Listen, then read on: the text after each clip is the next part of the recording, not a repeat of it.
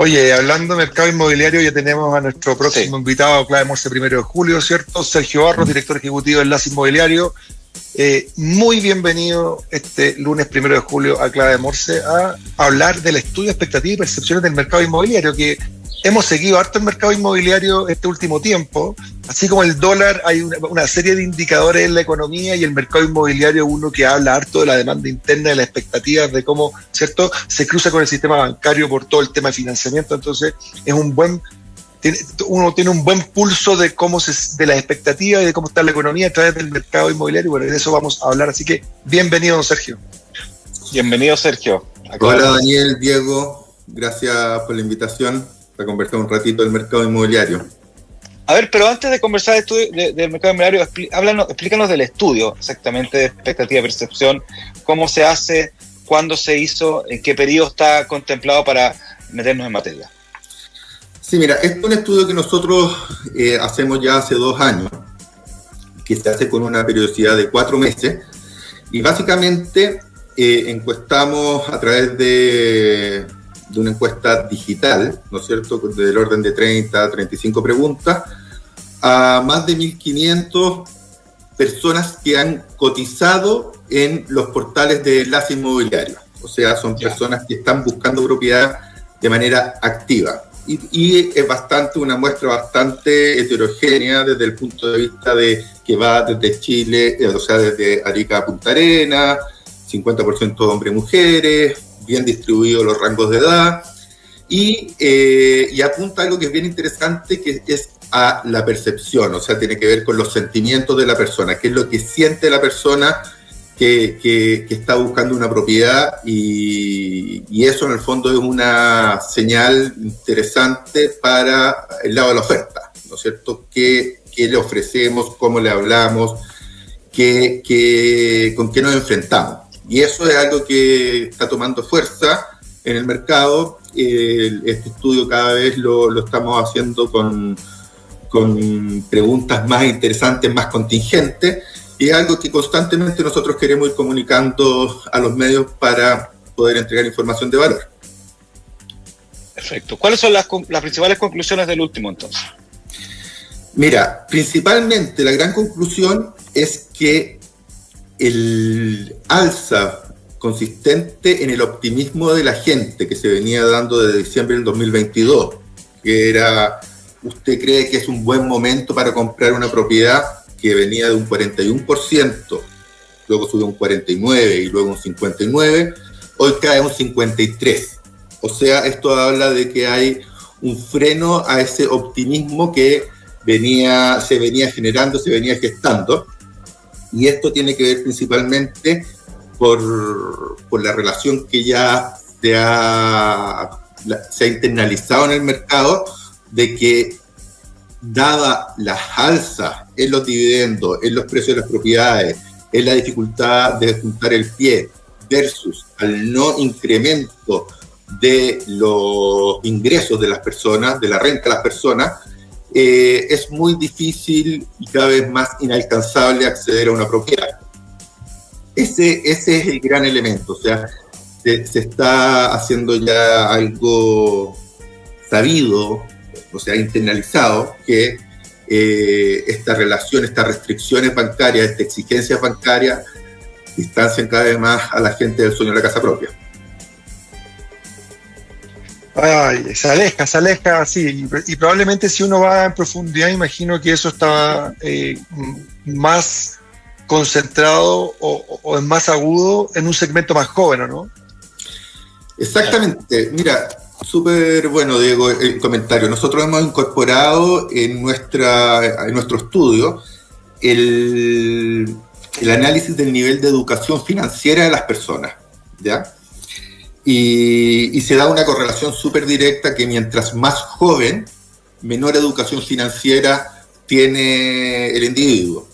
Y se da esta relación de que quien tiene menor educación financiera es menos informado, ¿no es cierto? Y es más inseguro, o sea, tiene es menos crédulo de que algún día va a poder acceder a su propiedad. Esto es súper importante porque esa gente, si se involucra, que aprende, es gente que hoy día accede a la información a través de redes sociales, de internet, gente que tiene la información muy cerca, en la pantalla.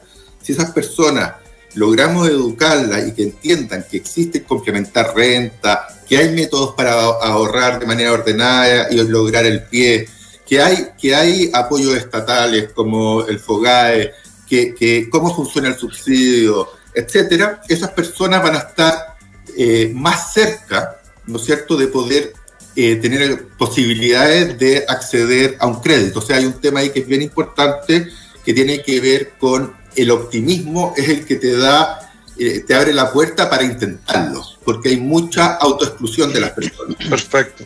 Y por otro lado, que algo importante también que tú decías, es, sí, las personas más jóvenes les cuesta más ahorrar el pie, ¿ya? Pero las personas más jóvenes tienen una ventaja, es que pueden pedir el crédito hipotecario a muchos más años. Más largo plazo. Más largo plazo, pueden pedir hasta 25, 30 años, y eso hace que la cuota mensual del dividendo sea menor y se pueda lograr un acceso a ese dividendo. Ahora, es cómo lo hacemos para que esas personas ahorren y se atrevan a avanzar en el proceso, por lo menos de solicitud del crédito, independientemente de que quizás la primera o la segunda vez no la den muy bien, pero si logramos esta educación que te digo, puede abrirse una puerta de esperanza.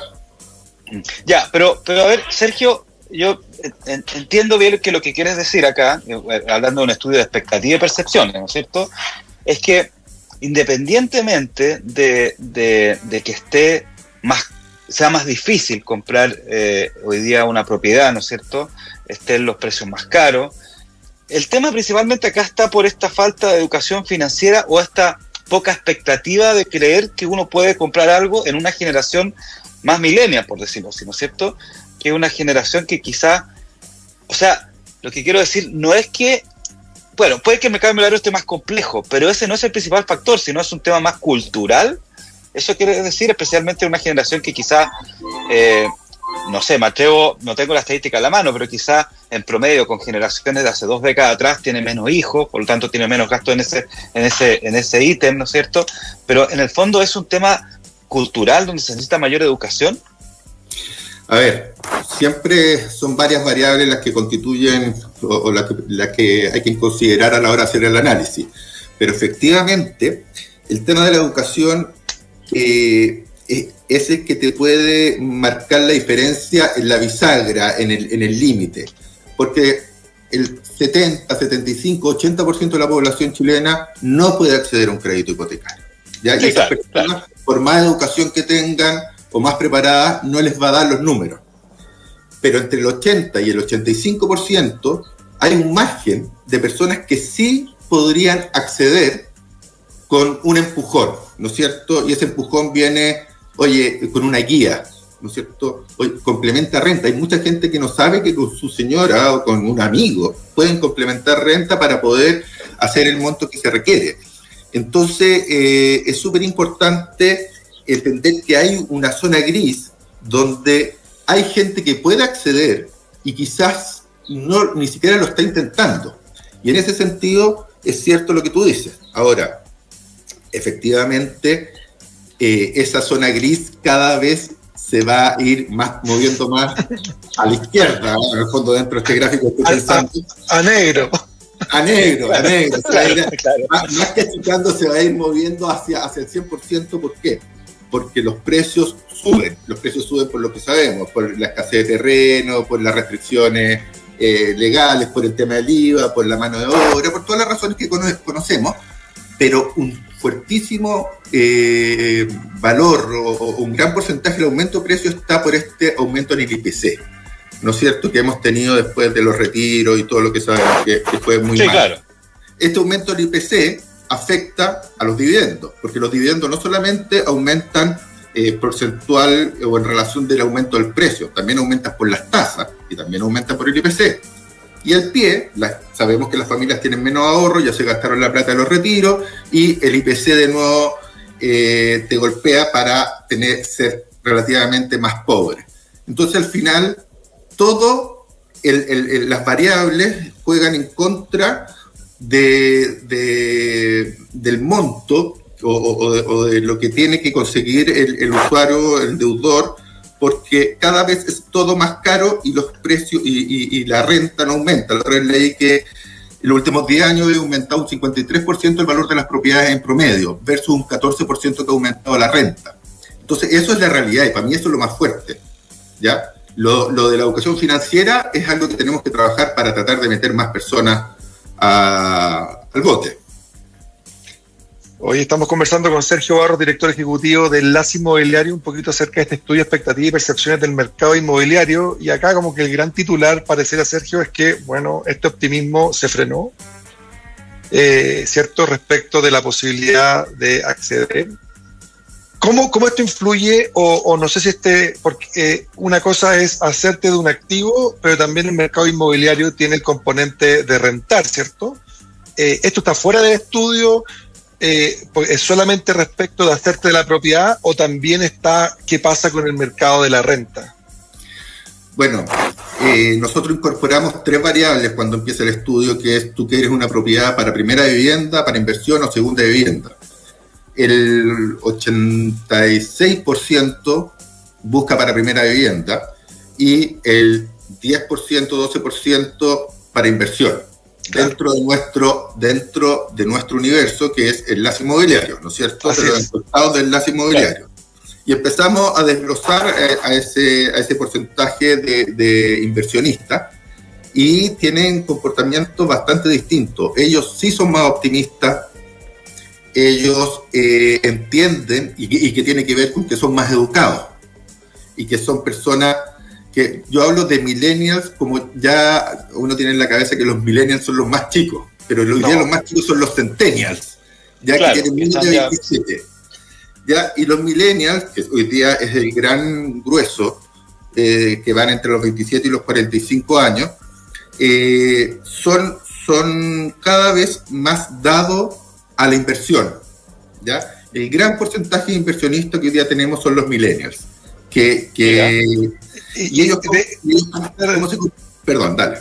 No, perdón, es que te iba a decir que si se observaba un cambio, yo sé que es prematuro, en donde va a subir probablemente la componente, la torta o el pedazo de la torta de aquellos que están buscando para inversión, dado que hay menor posibilidad de compra, y por lo tanto va a haber mayor demanda por, cierto, arrendar.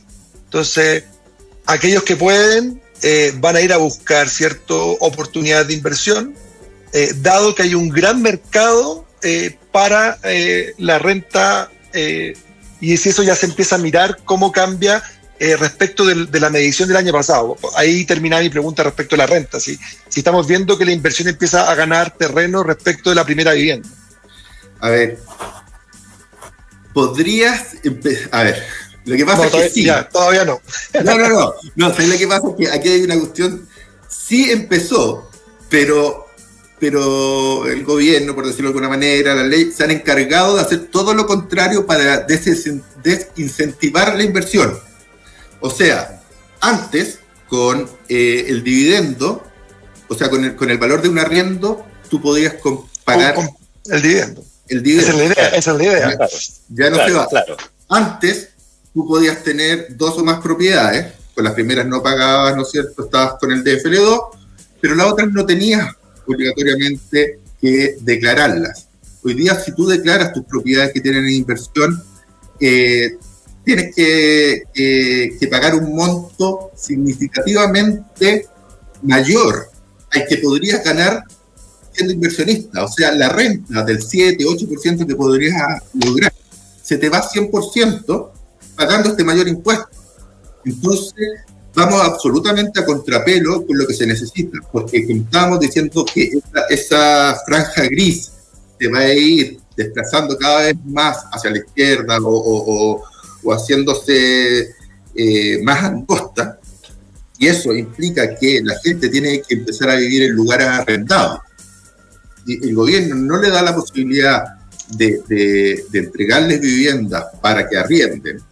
Lo tiene que hacer el privado, pero está desincentivando la inversión privada a través de estas normas o estas leyes que van en contrasentido.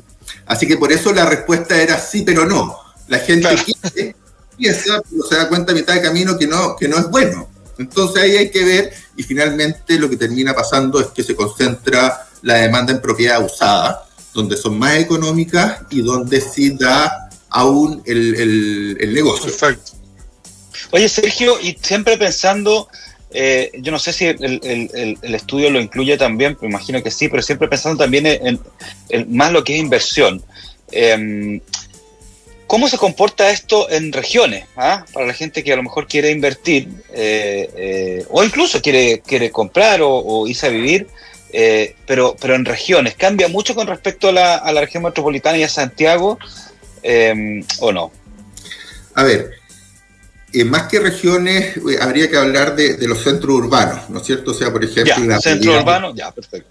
La realidad de Puerto Vara. Claro, yo no quería hablar de Puerto Vara porque es bien especial, pero está bien, sí.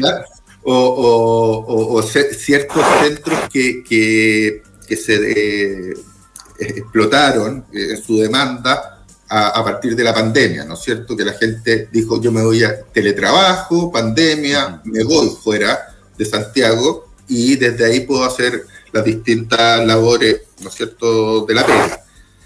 En ese sentido, ha aumentado el valor de las propiedades también, pero nunca con la fuerza que lo ha hecho la región metropolitana, salvo excepciones como Puerto Vara y un par de otras ciudades. Por lo tanto, si alguien quiere invertir, yo hablaba recién de las propiedades usadas, pero propiedades nuevas en regiones también es una buena opción.